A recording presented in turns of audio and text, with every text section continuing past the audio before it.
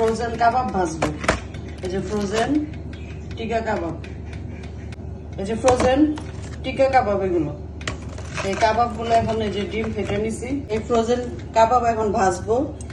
এই যে এগুলো টিকা কাবাব, গরুর মাংস দিয়ে টিকা কাবাব গুলো বানায় ফ্রিজে রাখছিলাম, এখন এই যে এখানে ভাজবো। এই যে ডিম ফেটে নিছি, ডিমের মধ্যে এভাবে চুবাইয়া তারপরে এই যে দিব, ডিমে চুবিয়ে তারপরে ভাজবো। সবগুলো এভাবে ভেজে নিব।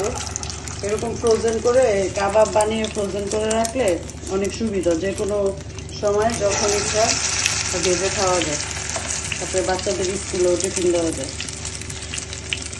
আমি তো প্রায় এরকম বানিয়ে বানিয়ে ফ্রিজে রাখি, তারপরে যখন ইচ্ছা হয় বানাই ভাজি।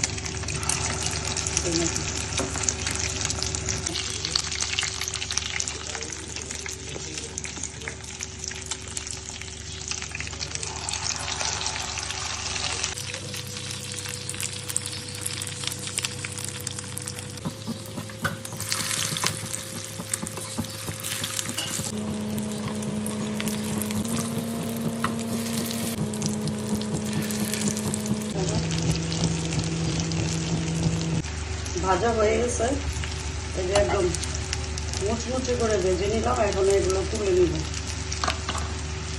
আমার বাচ্চাদের তো খুবই পছন্দ এই টিকা কাবাবগুলো।